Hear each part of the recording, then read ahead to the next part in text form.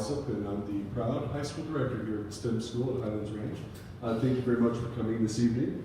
I do have a slideshow that we'll go over here, but please know that as we're going through things, if you have any questions, I'm not sure. Actually, before I get going with that, I'm just curious, how many of you currently have a student in middle school? Like you're not new to STEM, okay? So some of this you're going to already know because we're talking a lot about, why STEM and that type of thing. So I'll try to get through those pieces a little quicker for those of you that have been here. But for those of you that haven't, please feel free to stop me at any time. Sometimes I'm guilty of using acronyms that people might be like, oh, wait, what does that mean? So yeah, please feel free to catch me if I do anything like that. Okay, for those of you that didn't know, we're home of the Spartans. You can see the STEM Spartan logo here on your tables. If you've had the chance to go into our gym, we have nice big Spartan logos on the gym. It's pretty cool.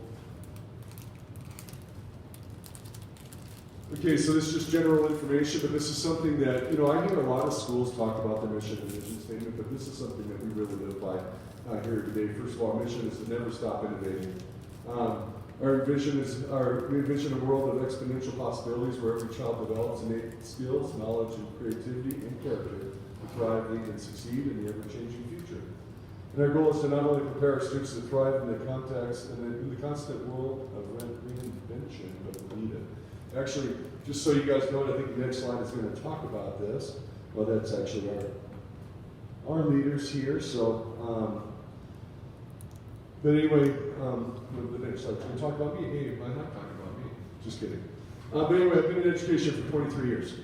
I've only been in STEM. This is my second year at STEM, and this is my second year in a charter school, meaning that the rest of my career I've spent in general public neighborhood high schools. I actually am a graduate of Douglas County High School a long time ago, but I'm a product of the Douglas County school system. I then, when I went off to college, came back and I taught right here in Highlands Ranch High School. I was an assistant principal at Ponderosa. From there, I actually went and spent 3 years in Juneau Douglas High School in Juneau, Alaska, as principal there. I loved it, but it was interesting bringing a family there because I don't know if has anybody ever been to Alaska? Just out of curiosity. Okay, so if you've taken the Alaska cruise and you go and you stop at like Juneau and Sitka and Ketchikan, that cruise ship or one flight a day is the only way to get out of that place. And so as you can imagine, being somebody from Colorado, that was kind of difficult to not be able to come back and see family, especially for my wife and children. So, but anyway, so that led me back to Colorado, where I spent a number of years as principal of Evergreen High School, and now I'm here. So. Couple things. I love my family. That's my biggest thing for me. Like a lot of people talk about their hobbies and stuff.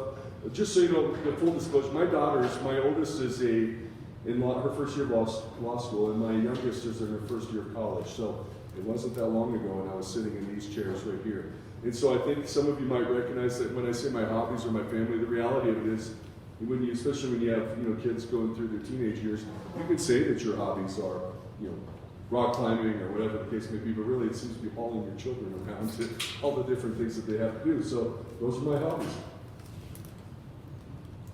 But when I started to say, I'm going to go off of this slide here for a little bit. I'll come back to that. But earlier I started to talk about the idea of what our mission and vision stands for. The reality of it is, for 23 years, I've been talking to parents about the goal of education is to prepare kids for a future that is not known. Meaning that as we speak now, or as they enter high school now, when they graduate high school, there will be career fields that don't exist right now, right? And when they go off to college, if they choose to go off to college, the 4 years that they're in college, there will be additional career fields that don't exist when they enter college, right? So the idea, the old style of education, of training people for a job that exists now, it works still to some extent. We do that with some of our P-TECH courses, which I'll talk about here in a minute. But the reality of it is that we strive and we work really hard to make sure that our kids are great learners, that they're able to take and learn from what's around them and to be able to produce from that. All right, so about STEM, our East ratings from 2023, we're the best public high school in Douglas County. So we're one out of the, I think there's 25. I don't actually think there's quite that many, but type of it. But yeah, we're the best one. And then we're the best, we were rated the best college prep public high school in Colorado. We're rated number 6 as far as the rankings of all 343 schools. Our average SAT score is at 1340. And just keep in mind when you're talking averages, all juniors across the state of Colorado are required to take the SAT.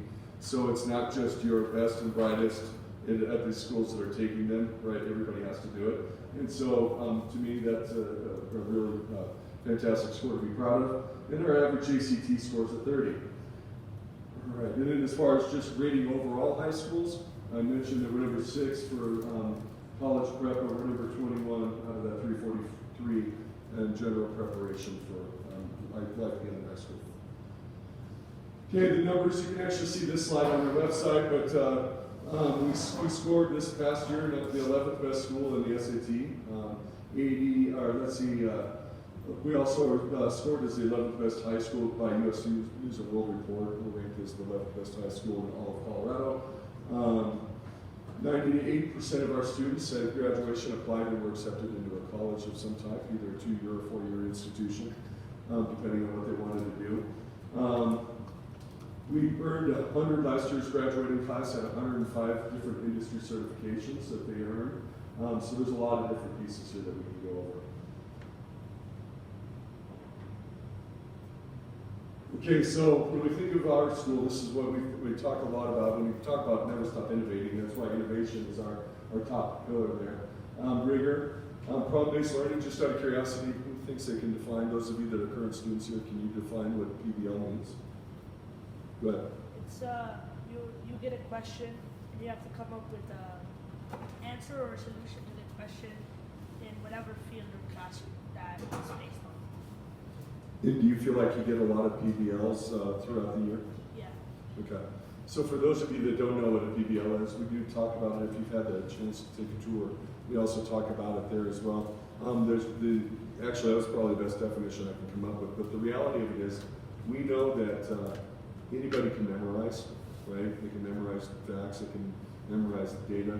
We also know with the advent of things like ChatGPT and things like that, there's a lot of different ways that kids find other ways to write papers and things like that that aren't necessarily theirs. And so some of the old ways of measuring success doesn't always work. What we really want to do is we want to make sure that whatever our kids learn, that they learn that material, and then that question that they're talking about is the kids can then take whatever they've learned and use it to solve a real world problem. So that's the PBL. Oftentimes, it's called problem-based learning, but oftentimes it looks like a project. So it might be, they might look at a problem within the world. Maybe let's say that it's, climate change or something like that. And then they would look at the science and then use that science to try to come up with solutions based off of what it is that they've learned. So when they can take what they've learned and use that information to then solve a real problem, that's when you know that they actually understand it, right? That's that deeper level of learning. And so that's what we do here, and that's, to me, our secret sauce, and it's why we're successful. So when you look at all these test scores, our test scores are what they are, not because we focus on the test questions. No, that's kind of a side result of the actual PBL that we follow. Oh, there we go. Just talked about that. So, safety. I joked with somebody as I was propping the doors down there that it's really kind of funny that I'm going to come up here and talk about safety as I just prop doors. The reality of it is, and just so you guys know, I'm also in charge of safety for the school, as far as our safety drills and things like that. But to me, safety is the biggest priority of all the jobs that I have, because at the end of the day, if our students don't feel safe and if they're not safe, then you can't learn, right? And at the end of the day, as I just mentioned, I'm a father. I'm a dad, and I want to make sure that this school is as safe as I would be as if my own children were here, because that's the way I view all of our kids. So, if you come in during the day and you scan your driver's license, anybody ever done that? I'm assuming a lot of you have. Okay, that runs through the Raptor system. So the Raptor system itself checks you against several different databases to make sure that you're not convicted of some type of a crime that would suggest that you shouldn't be with children. And so we run you through Raptor before you get into the second set of locked doors, because if you're flagged in Raptor, then there's a nice radio call over to our deputy, Officer Uribe, to say, hey, we have a problem with Raptor. Next thing you know, he comes up to investigate that. And so that actually works really well. I will tell you that at a different high school when we implemented Raptor, the school district actually contracted out somebody to come in and do some work in the building, and that person didn't pass Raptor. So whatever background checks that company had done weren't good enough, and we caught it with the Raptor system. So I really, really believe that's an important thing. We have security cameras throughout our building to monitor things that we need to. Full-time school resource officer. Officer Uribe is with the Douglas County Sheriff's Office. My personal opinion, and I've worked with a lot of SROs, it's probably the best I've ever worked with. And in part because I worked with a lot of SROs in the past that were great traffic cops, that they were really good at writing the citations if a kid screwed up, but you need that softer side too when you're working with kids. And I think that he does a good job with that. And for our current students, would you agree with me on that? Yeah, he's really cool. Okay. All right, safety drills. We have a full-time security guard. We run routine safety drills. We do all of them. We do obviously the fire drills, evacuation drills, lockdowns, secure, everything that, and if you ever, by the way, as a parent want to know about safety drills, the I Love You Guys Foundation is a great place to go. I don't know if you've heard of that before, but after the Arapahoe shooting, the parents of the student that lost their life there created the foundation, and it's kind of led the way in standardizing, creating the standards response protocol that most schools and law enforcement agencies across the state use. So if you want to get a better idea of what drills are, you can look there. We also provide a lot of mental health providers for our kids.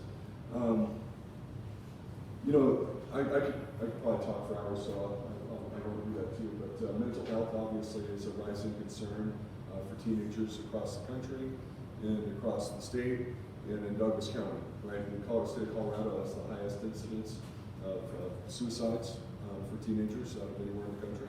And so the state of Colorado is the highest, and Douglas County is the highest in the state. So we really, really, really need to make sure we're continuing to focus on that, because once again, if the kids are mentally healthy, they can't learn. So that kind of ties itself together, right? We also utilize heavily the Resource Center, the Center for Strength across the street. And I was actually, right before I came in here, those of you that were early noticed the chairs were still stacked up on the tables. It's because I was actually in a meeting about the Evolve system. It's a system that the county commissioners are working on helping us get installed, which there's a lot of political talk about the Evolve system, and I don't necessarily want to get into that, but I will tell you that if you've gone to a Rockies game or a Broncos game, or if you've gone down to the Ella Culkin Center or anything like that, you've walked through an Evolve system, you probably didn't know it, but it's a weapons detection system. So that something that will be the first school in Douglas County to have something like that. Okay, so our typical day. Okay, it's safe for the middle school, so I'll go through this pretty quickly. But we do an alternating block. So we have blue days on Mondays and Wednesdays, gold days on Tuesdays and Thursdays. Then on Friday we meet with all of our kids. Our teachers feel that it's important to catch all of them before they leave for the weekend. So that's how that works out. Next year we're going to have access 2 days a week, so that'll be a change from what we currently have. That access time will provide our teachers, our students, an opportunity to go see their teachers if they need help. Right now we have study hall, and we'll have that as an elective still too, but right now the downfall of our study hall is that the kids in study hall, but the teacher they're struggling with is teaching class, they don't get to go to help, right? So they have to wait till after school. Access will provide the time for us to actually have time within the day that they can go get help. We'll also do some social emotional programs and other things, and have our assemblies. Now that we have a gym, we can have actual assemblies, and so I'm actually really excited about that. All right, so when your students are in need of something, okay, I know that many of you that are in the middle school, you're used to coming in the secondary office if you want to find the counselors. The high school counseling office is right below us. We definitely have resources there for students if you need them. Okay, for those of you that didn't know, we do follow the Douglas County School District academic calendar, so if you're ever wondering about days off or whatever, like we have the calendars posted on our website, but you can also look there as well. Okay, classroom expectations. Okay, this is a highly rigorous academic school, meaning that these classroom expectations are pretty critical for us. So it's important that we're on time every day. I'll be honest with you parents, the biggest period of the day that we struggle with tardies is the first period of the day. I know some of that is if people try to get here right as school starts, then the drive line backs up and they can't get in. So if you're new to STEM and you haven't experienced that before, please come in. School. Try to get here. If you get here at 7:20, you can just drive right to the parking lot without stopping practically. But if you try to get here after 7:30, that line wraps up out in the street. So just the 10 minutes makes a huge difference. We use Canvas as the content delivery system, so parents you can check grades on Canvas. Students, you need to be talking to your teachers regularly about your grades and assignments. Okay, for those of you that are new to us, we follow the standards-based grading and learning model, SBL, and so it doesn't look the same as you used to. It's not in percentages. It's in numbers. So a 1 is really bad, a 4 is really good. Right? You want to get as close to the 4s as you can, but it takes some time to get used to that when you're looking at the grades. So I encourage people, parents too, if you're confused about the grade, email the teacher, and they'll clarify. Okay, cell phones. Middle school has really enforced a strong cell phone policy. I've tried not to because I've tried to say, well, they're older and, they should have some, get some more, be able to have their phones with them. And that has totally backfired. So we're asking students, it's still teacher discretion, meaning that if they're using the cell phones for the class for whatever reason, then the teachers can allow them to, but really cell phones need to be put away. If the teacher sees your cell phone after they've asked you to put it away and you bring it back out, then they can bring it down and handle off that conversation. And then advocate for yourself. I can't stress that enough. This is your time to learn to advocate for yourself, students, because in college, your parents can't do it for you. Okay? Once you're 18, the colleges, they hear parent call, they're like, yeah, that's fine. And they just hang up. They won't do it. So students, this is your chance to learn it while you have support at home when you need it. Okay?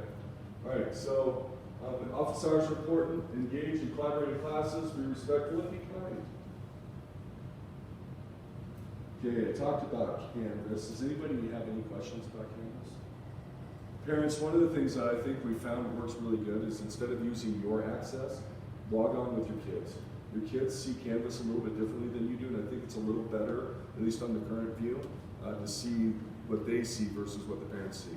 And it provides a great opportunity to have that conversation too about how they're doing in class. The new grade system, does that translate onto Canvas like 1, 2, 3, 4? It does. And so what you're going to want to look for is demonstrations of knowledge. Okay, those are the things that actually go into the grade. So basically, standards-based grading is set up like this. Learning opportunities are just that. They're an opportunity for kids to learn. They don't necessarily feed into the grade because, it's like when I used to coach, if I decided on Monday that a kid didn't do the drill right, that didn't mean that on Friday they weren't going to play in the game, right? I gave them several opportunities to learn and improve, and then once they had it, right? And so the idea of the grade is that if they've demonstrated knowledge, that's what we're worried about, not how much practice it took them to get there, right? But when you're looking at the grade book, please make sure you're looking at demonstrations of knowledge. Those are the grades that you need to see. If you see 1s and 2s, you need to be really concerned because 1s and 2s are basically C's and D's. And then if you see a 3 is actually an A, so like anything that looks like if they're getting 2s and 3s, they're hovering around a B range, and then a 3 and above is an A. But if you see those poorer grades, then you want to look at learning opportunities because if your kids aren't doing them, that's part of the problem. Okay, the self-motivation piece for the students is important because I just talked about homework isn't counted in your grades, so it's the first thing a high school student says. Well, I'm making that. Right? And then what we find is that when they do that, their grades suffer. So then they figure out, I need to motivate myself to get that done. So please make sure you're doing that.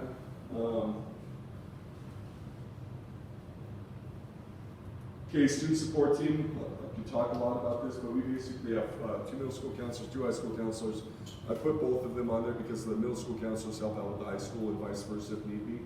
We have a counseling assistant down here that will schedule appointments for you. We have this middle school psychologist, high school social worker, a college and career counselor.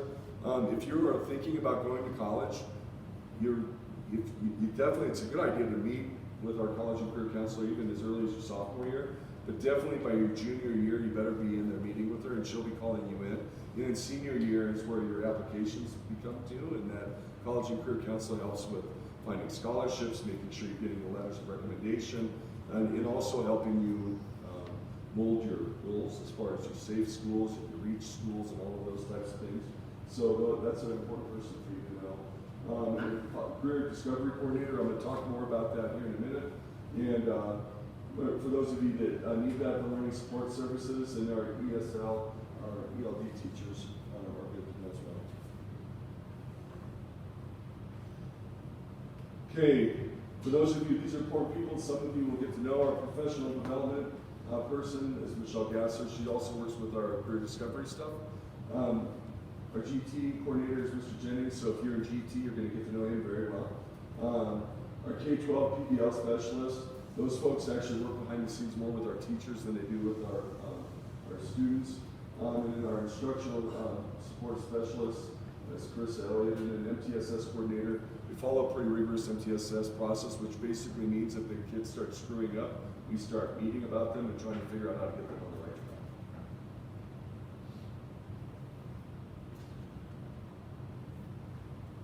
Okay, let me just go ahead and skip past that. Sorry.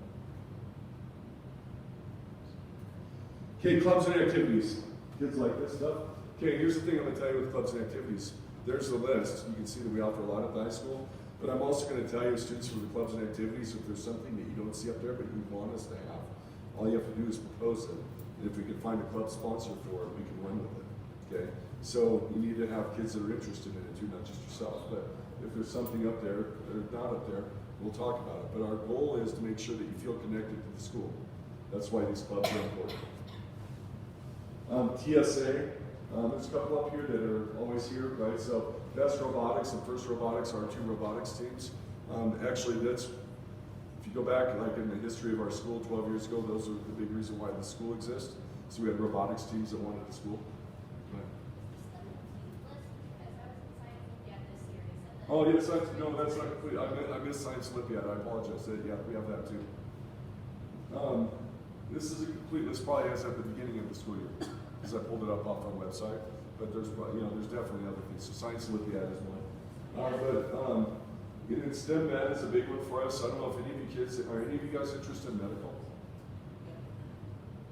Believe it or not, it's one of our bigger clubs. It's a pretty big club for us, and so STEM Med is a big one. But Best and First Robotics are big. Cyber Patriot is big. It's kind of cool for those of you that are into like cybersecurity. Cyber Patriot is sponsored through the U.S. military, and what they do is the U.S. military stages cyber attacks, and then our kids are shutting them down. And we tend to score in the top 5 in the state on that, and so it's pretty cool to see. We also had a group this year that was invited by Lockheed to try to hack into Lockheed. And Lockheed said it was, hey, we just wanting to provide the students these opportunities. I think Lockheed was trying to see if they had any weaknesses and see if our kids could expose them. But I don't know that. That's what I'm doing. Okay, we're a brand new chassis school this year, so Colorado High School Activities Association. This is one of the things that that leaders before me decided that, hey, to help provide a well-rounded experience for our kids, we should probably also offer high school athletics. And so we had been offering them on a club level before, but this year we started for our first official year in CHSAA. We've talked a lot, if you've got all of our newsletters and stuff, a lot about the gym, because that's been a big part of this. But in the fall we have boys golf, boys soccer, boys cross country, girls volleyball, and esports. For those of you that didn't know this, esports is actually a sport that you can letter in and get college scholarships for as well. And actually, believe it or not, we have a group of boys right now that are entering the playoffs for League of Legends, and they're ranked #1 in state. So we're doing pretty well there. Winter sports, we have boys basketball. We're hoping for girls basketball. For those of you that went to the middle school presentation, you probably heard that the girls have done a good job there so far at getting girls to play. The last 2 years, we've tried to add girls basketball here, and we've had 5 girls sign up total. So I need more than that. So I'm hoping the middle school program provides us that nice pipeline so that we can start offering it.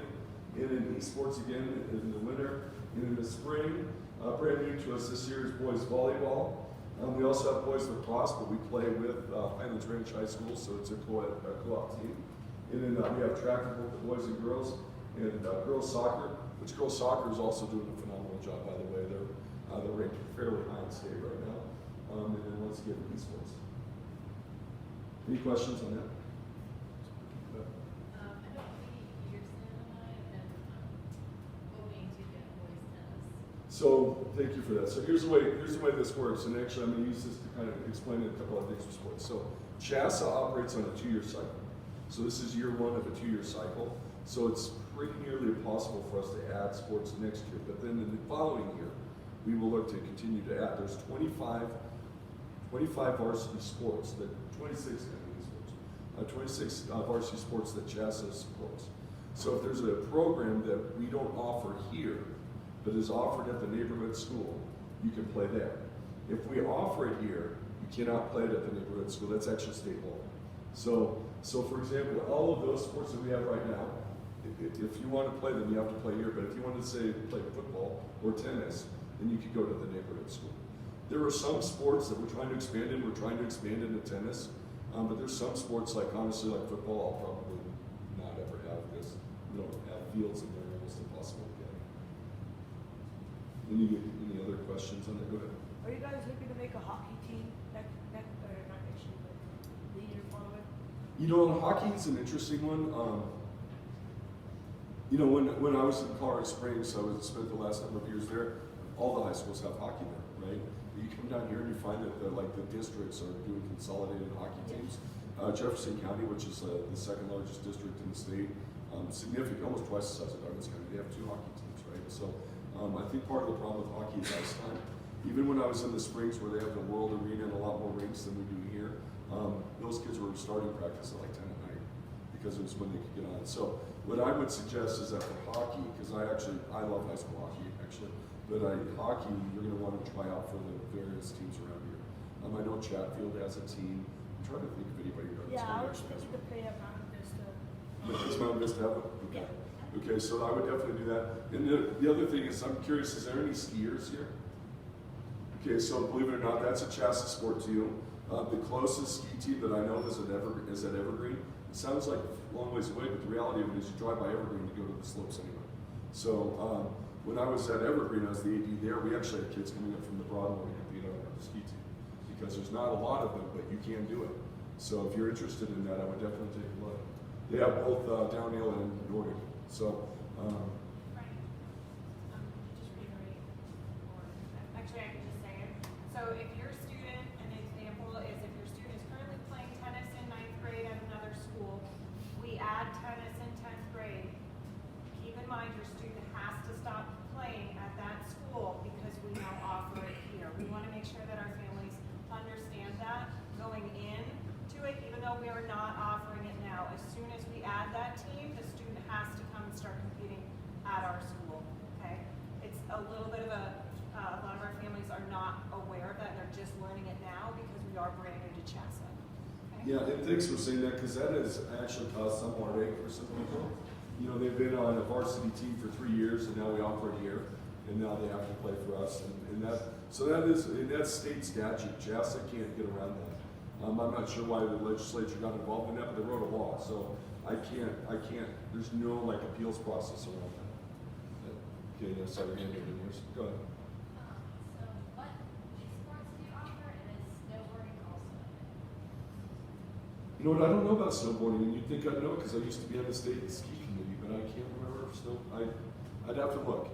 But esports, I'm gonna probably miss one, but so you have Mario Kart, Smash Brothers, Splatoon, all played obviously on the Wii or on the Nintendo, sorry. And then you have NBA 2K and Madden on the PlayStation 4.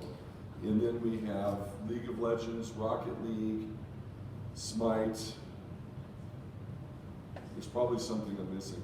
But anyway, if you're interested, go to the Play Versus website. Play Versus is the platform that all 32 states that are participating in esports, they run them all. And all of the college esports sites as well, they're all through Play Versus. If you go to Play Versus and click Colorado high schools, it'll show you which ones we have. Okay?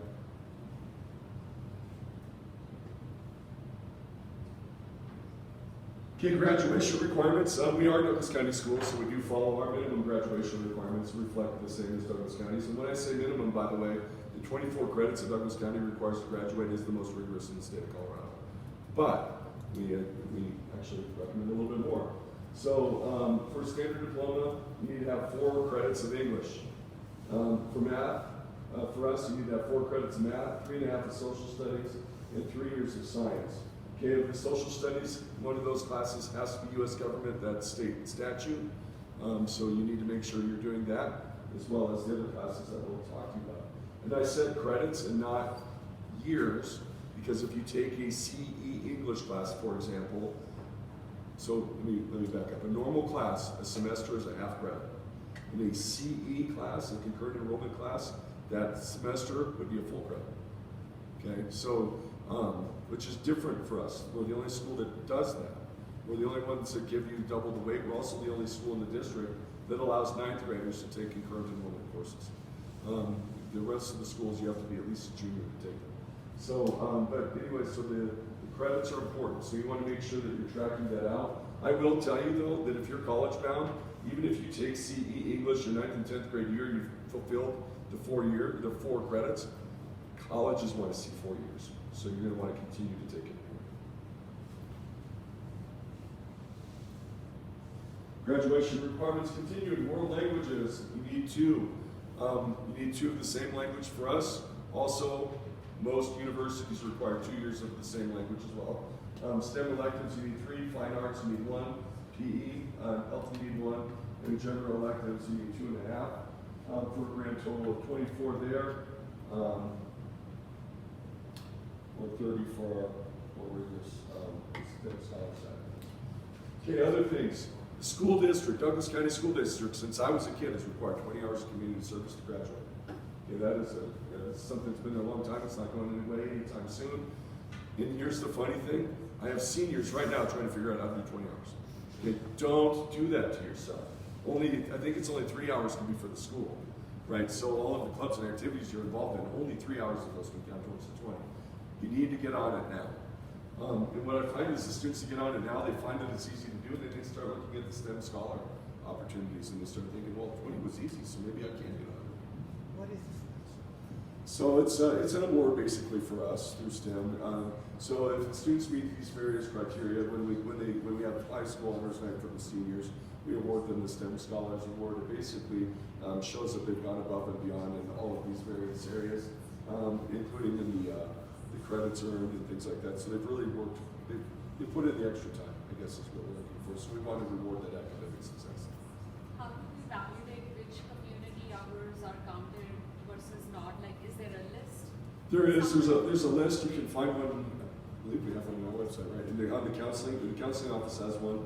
And also for the 20 hours, you can also find it on the Douglas County School District website because it's the requirement. So it's there as well. But honestly, as long as they do there's a lot that counts. Really, most things will count. You'll find a lot of kids will do the things like go work at the Dumb Friends League or go do some of these other things. But there's a lot of different ways to count this. We're pretty open on what we accept. The whole idea is just getting our kids out in the community and volunteering. So. And I think there is a form that needs to be signed to. Is that on STEM website? Yeah, it's on the website, and the kids will turn it in to our counseling office, and then they give me the spreadsheet. And right now, I joked about the seniors because my task tomorrow is to call all of them that don't have it done. And there's more than I care to mention, because as hard as our kids work, they're still teenagers, and sometimes things get put off. So. And they can start that the day after they're out of 8th grade, right? Yes. Okay. So you can start it this summer. Go ahead. Is there any official way to keep track of it? Just like have a spreadsheet on our I would do the spreadsheet on your computer. When you fill out the form, you're going to say, this is what I did. And I believe on the form there's a spot where the person that supervised it has to sign. So you're going to want to get that form so that you don't, because that's the other thing is, some of these seniors tell me, well, I did something in my 9th grade year, but now I can't document it. Maybe that's true, I don't know. But make sure you're documenting it as you do it so that you can get the right signatures. Where do you find the form? If you go on our website, we have it under the counseling. The other thing is that kids can actually go to the high school counseling office and get it, so that they have a paper form too. Are you looking up where it's at on that? On the secondary counseling page, visualize everything. Okay, we'll get back to that one here. She'll let us know where you can find it. ICAP completion, that's a requirement of the district, and you're gonna learn a lot more about ICAP.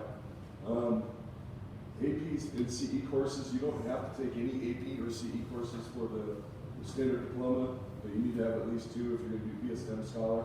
GPA requirement, as long as it's above the 0, okay?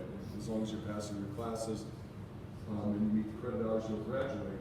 But for STEM scholars, we need 3.5 or higher. And you need to demonstrate competency in an exam. So, just curious, students, how many of you love state assessments? A couple of you. Okay, when you enter into high school, okay, in high school you have the the junior year, you have to take the CMAT science test, and I'll hold that one off for a second. But you have the PSAT and the SAT in high school. Okay, the PSAT is 9th and 10th grade. That's practice for the SAT. SAT, if you don't know what this is, SAT is what many universities, not all anymore, some don't require testing, but many universities require an SAT or an ACT score for admission. So the state has gone with the SAT with that in mind. The other thing is that there are certain cut scores you have to get on that test to graduate from a high school in Colorado. And if you don't get those cut scores, it doesn't mean you don't graduate, but there's ways that you have to redo that. So you can either retake the SAT on a Saturday test day. You can do some other things, and we'll talk about or you can do a capstone.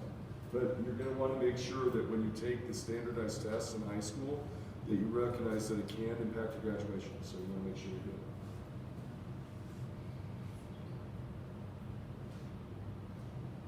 Just out of curiosity, is there anybody, I talked about using acronyms, does everybody know what AP classes are? Advanced Placement Courses? Okay, and I've used the CE acronym a lot, concurrent enrollment courses, everybody know what those are? All right, so that's a list of our current AP courses. It can always change from year to year depending on what we have and what the demand is. We do a schedule, it's a demand-based schedule, but you can see that's a lot of AP courses that our students can take. At the end of the year, starting May 1st this year, our students will take, that are in the AP classes, they'll take the AP exam, and then depending on that score, colleges or universities may choose to give them college credit for it. Can you talk a little bit about when AP would be the right choice over CE versus CE over AP? You know, that's a great question. So CE, most of our CE courses gain credit through Raffle Community College, which is transferable to most of our state universities, right? So, but it's not necessarily as transferable outside of the state. So CE courses are great if you're staying in state. In some of our units, we have a lot more well-defined pathways with CE courses to get towards an associate's degree. Actually, many of our kids will earn an associate's degree if they choose to. And now, I guess, the caveat to the CE, if you earn an associate's degree, that's more transferable than just the classes on the road. Okay, so, so CE, so CE is great if they're staying in state. Some out-of-state colleges will take it as well, but most colleges, universities, admissions officers at least know that CE is standardized based off of the community college requirements, so they recognize it's an elevated course. AP is nationally normed, right? So the test that our students are taking on the AP exam, it's the same test that they're taking across the country and across the world. Any international school that's offering AP, they're taking the same test. So the beauty of AP is that because it's nationally normed, and all of our teachers have to submit their syllabus to College Board, which regulates AP.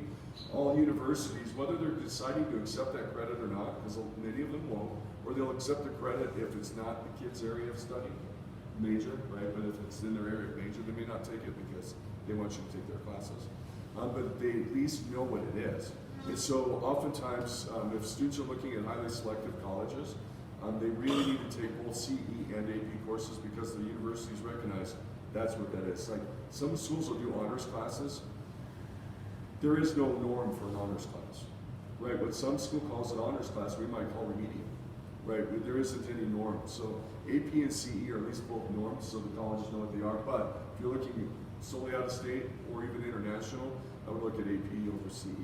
But a lot of our classes don't conflict with one another. We have CE in some areas and AP in others. So if you don't know, a combination is better. And second question, are they both same complexity wise or one over the Depends on the class.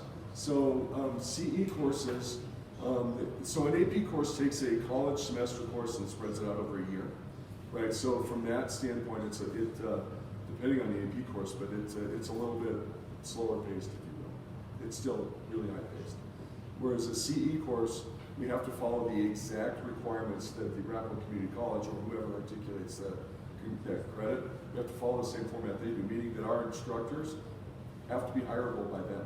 So for a CE course, all of our teachers, or there's some exceptions to this, but teachers in general have to have a minimum of a master's degree in the area that they're teaching for a CE course.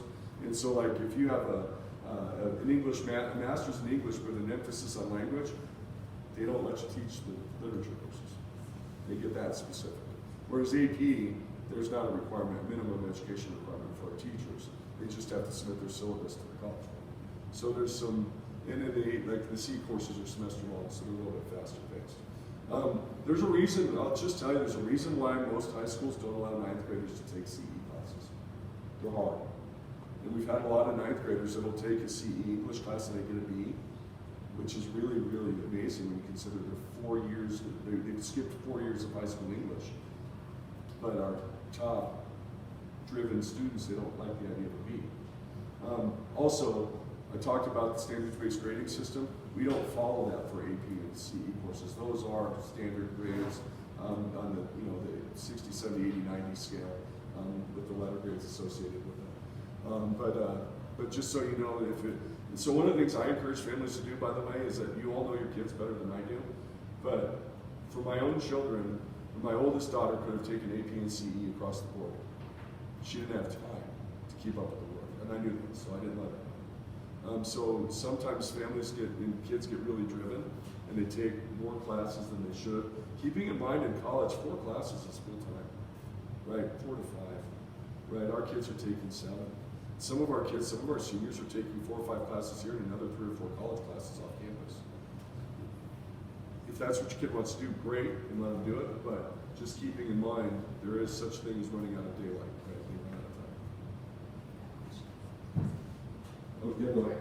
You mentioned like the SPL grading and then AP not having that. How does that translate to GPA if they are?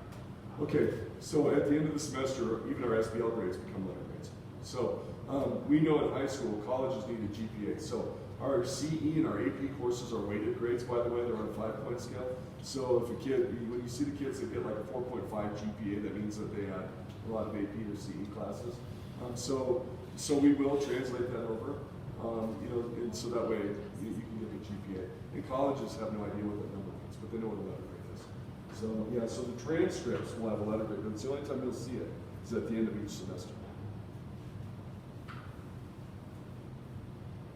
the standards-based learning, I mean, it's 1, 2, 3, 4. Does that kind of translate to like GPA? Well, yeah, because the non-AP and non-C courses are on a 4-point scale anyway. So, but it's not quite that smooth. So, the way we have it structured right now is 2.5 to a 3 is a B, and a 3 to a 4 is an A.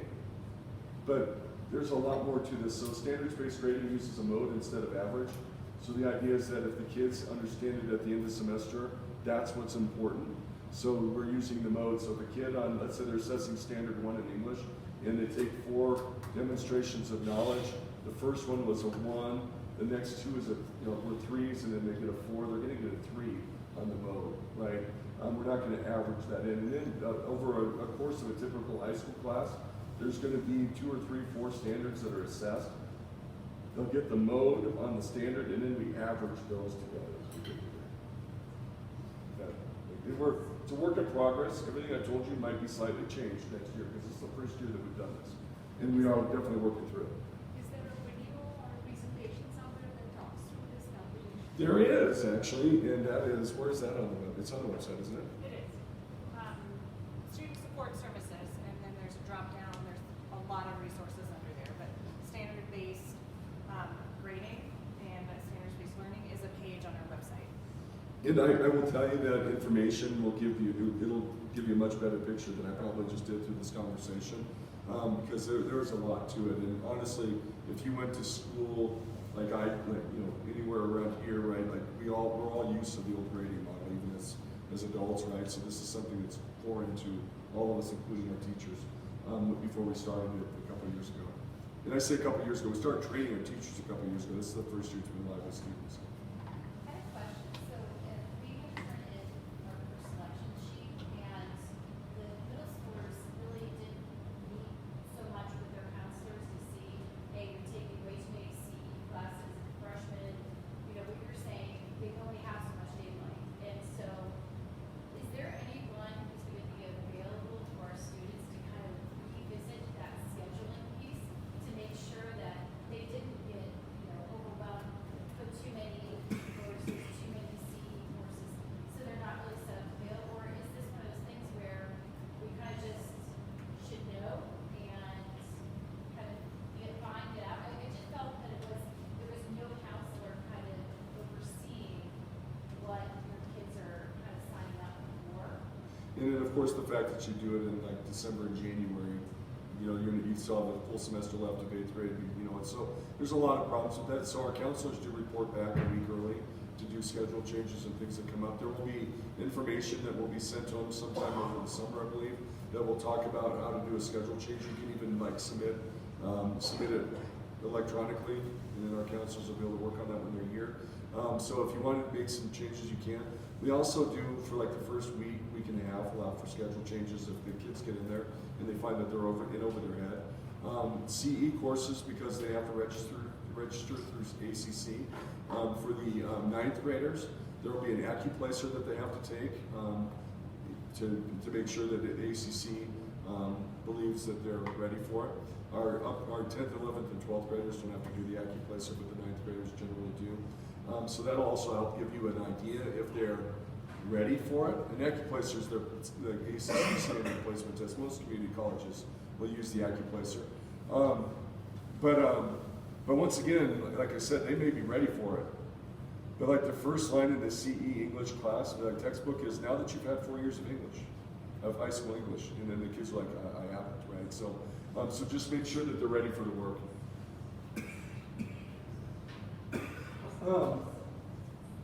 Okay, so go ahead.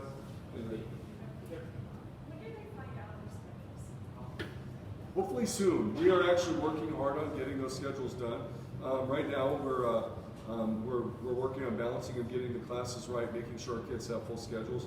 It actually will probably, as much as I say hopefully soon, it'll probably be at the end of the school year, or potentially into the summer, just because we have to just continue to make sure that there's a lot of students, right? So we have to make sure we're checking that they have full schedules, and we try to work out all the kinks before we give them to them, so that they don't cause some additional concern. But So you have like courses for French and Spanish, and my kids studying Mandarin and Chinese. If they take the course in Arabic, I mean, should not count towards.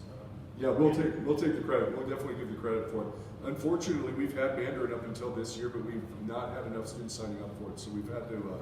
We couldn't afford to continue to go on with it. But if a student takes Mandarin or other world language classes through like ACC or whatever college option, we will definitely transfer that in and put it on their transcript.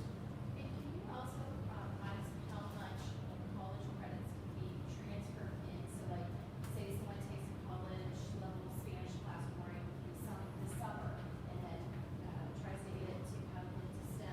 How many of those classes can you do in the summer and have them be accepted by STEM? That's a good question. I don't think we actually have a cap on that, but once again, I kind of look at the idea that it's how many classes can a kid realistically take. During the summer. Yeah, in the summer, because it's a shortened period of time. I think ACC summer school is like a month and a half. So it's I'm imagining that it's pretty accelerated. I've never taken any of those courses, but we usually will have kids that'll take 1 or 2, maybe a few more than that, but we don't usually see a ton of them. But some do. Some of our kids will tell you that's their social life and that's the way they want it, right? So they're taking classes all summer. By the time they get up in their junior and senior years, sometimes they're moving on into taking classes at Metro or any of the schools on the Metro campus or ACC. It all kind of depends on what the kids want to do. So the older they get, they start looking at the other college options to see what they're offering and what they want to do over the summer. But we do see that quite a bit. The AccuPlacer test result be available before You know what, I guess I don't know the answer to that one, I apologize. So I'm trying to think of when we normally do the AccuPlacer. There's one that's happening on the 21st of April, so, but it's for current students who are here. Right, and he has that, so would the result be available the same day or how does it work? I don't believe it's available the same day. I think you get an email that indicates when their Oh, for their scores. Yeah, when their scores are Within ready like for you. days, weeks, month, something? I'm not sure because we don't administer it. It's done through ACC. So I could tell you average would be like a week later, but if they have a change in staffing or if there's some sort of impact on their end, I would be giving you the wrong. Did you do it? Yeah, sit right then and there. Did it kick it out on the Then like, computer? the kid came out. Okay. Yeah, okay, And that's good to so know, they're thank you. actually coming here to do it, and so that's why I wasn't sure, like, I don't wanna speak for them to then be like, we have the same system here as we do over there. They It's, I might. mean, it's gonna be, they give the AccuPlacer intentionally because they want the kids to take their classes though, so they're not gonna delay this any longer than they need to. I would imagine, even here, I'd imagine it's quick, and it might be, because it's the same, They because, walked out. yeah, and did they do it here? At Arapahoe, okay. I'm gonna guess it's probably the same way here, but it's a guess. Yeah, I'm with you, I don't wanna guarantee it, find out, I don't know. But it's pretty quick. It's like a pass or fail kind of criteria, but We had a score, Yeah.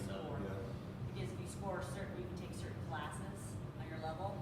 So like English, you can either take basic, or if you get higher, you can take a higher level English, and so forth and so on. Same with math. You can skip certain maths if you score high enough. And the science goes to math. so we asked the ACC what that relationship is, because he's taking intro to programming for CE. Yeah. And if he already has a student ID from Arapahoe, we just set up an appointment. Do it online too. Thank you. Question, go ahead. And if they're taking CE classes right now, I saw something on the website saying you have to register beforehand with ACC.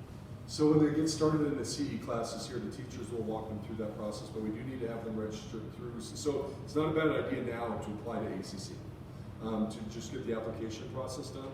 But then the teachers will talk the students through how to register for the ACC courses, because it is possible to take the class but not get the ACC credit, and that would be silly, because, you know, if you're taking the class, you may as well get the credit for it. But so they'll talk them through how to do that. But you need to be an ACC student first, so you can definitely apply and do that now. Yeah, in fact, some of our 8th graders have already done it. I've heard from a couple of them that they were so excited that they're college students and they're in 8th grade. So yeah, you can definitely do that. Any other questions? Go ahead. What can I really do balancing the classes like day by day? Right now I have all my electives in my study hall on one day, and I definitely wouldn't want that in high school because it sounds really political and everything. So there is not really a priority. Here's what I mean by that. So we take all of the students' courses, we figure out how many sections we need, and then the system runs an algorithm to try to get as close as it can to 100% load rate. So the classes are placed based off of where most students can access them within their schedule. So like if a bunch of kids signed up for beginning band and TSA, I wouldn't want to put that at the same period. Right, so that's where the priorities are, is spreading the classes apart. The kids seem to be interested in, so that we're not schedule conflicting them out. It's a good question. Unfortunately, we just can't control it at that level. This is going in a different direction, but could you talk a little bit more about access? Like how long is the access period gonna be? So it's going to be 70 minutes twice a week. Okay. And so we'll have a structure where even if there'll be some days that there's lessons presented during access usually on social emotional type lessons. But then there'll be, at a typical day though, they might come in for 10 minutes, teacher will take roll. There's a couple of different purposes of access, right? We want to give them built-in time during the week to get help from their teachers. Study hall, for some students has been successful, but others it's a waste of time. So the kids that want it, it'll still be an option, but it's not going to be required for all of them. But then, so they'll be in there for a minimum of 5 to 10 minutes. Attendance will be taken. The goal is they'll have the same access teacher all 4 years. So because in education, we're in the people business, and building that relationship is critical. And if those access teachers build good, strong relationships with kids. They can also help be an advisor as they're looking at their future needs. The hope is that our access teachers, as they get to know the kids, will also know where the kids are struggling and be able to either maybe lightly guide them towards the teacher that they need to get help from. But there's a lot of different strengths to it, and honestly, every school I've ever been in, except for this one, has had access, and it works really well when it's implemented right. So So when we were doing the course registration, I didn't really see access on there. Like my older son, who's already in high school, we have him in a study hall period, and Yeah. I didn't really see access as a. it's because all of our students are being put in access. They're all, Okay, so you guys are. 100% of the kids are in access. It wasn't a choice. They're all in it. Including our seniors, they're all in access. So when I see so he signed up for study hall, is he gonna have access and study hall? Yes, but if you guys want to, because I know the communication on that probably wasn't fantastic, so once again, going to those schedule changes, if you find that study hall is no longer necessary because of access, we can definitely take a look at that. Okay, and then for the kiddos coming into ninth grade, the study hall is a mandatory period on the schedule. Is that gonna? That'll probably change because of access. So that was a holdover from previous years because study hall was required for our ninth graders because they honestly need it, but access will fill a lot of that need. I hate to say it, like when I come up here, study hall's up here, and when I come up here and watch, there's some kids that are, doing their work, and then there's other kids that are just kind of doing whatever, right? Yeah, if access is just if study hall is just a time filler, because they can't get help from their teachers or whatever the case may be, that wasn't really working all that well. And in high school, we tend to treat them a little bit differently than we do in middle school. We're not as we're not as hard on them at study hall. There was a lot more. We expected the high school students to do the work that they need to do instead of standing over their shoulder, making sure they're doing it. And that works for most of our high school kids, but clearly, some it doesn't. But access, I think, will be a much better model for that. Okay, and so for the older kiddo, he's going into his junior year, and it's kind of critical that he gets certain courses. So if he did sign up for the study hall, how can we make sure that that he gets I want to make sure that he has all the courses because I don't know where that 70-minute period's gonna. It's going to go on. Now it's on a draw blank, but I believe it's on Mondays and Tuesdays, so that we can get both a blue day and a gold day, and it fits like between the second and the fourth, or the second and the third class period of the day, so that we know that if we do it on the first, like the start of the day, a lot of our students are off that period, our upperclassmen, and so to have them come into access and then they go down off campuses, and we try to avoid that, so we put it in the middle. Will they have like a whole schedule Yeah, still? yeah, exactly. Okay. Yeah, because it won't be every day, so I'll have a full schedule. I think you'll find that it'll be really fantastic, especially for the kids that are challenging themselves academically to have that time. I even had it in high school, and it was one of those things that if you chose not to utilize it, well then I guess you suffer those consequences. But as a 3-season athlete myself, I used mine all the time to go make up tests, anything that was missing. Right, and I found even as a kid, I found a lot of value in it. And in every school I've been in, the kids will usually report the same thing. Do they need access all the time? Not always. But for those that are exceptionally busy, like so many of our kids are, that opportunity to just connect with their teachers, like we do after school office hours, which isn't any good for you if you're in best robotics or first robotics, where you're here till 9:30 at night working on robots. You're not meeting those teachers, right? Access will give them an opportunity to do that. You're welcome. Any other questions? Good. Kind of follow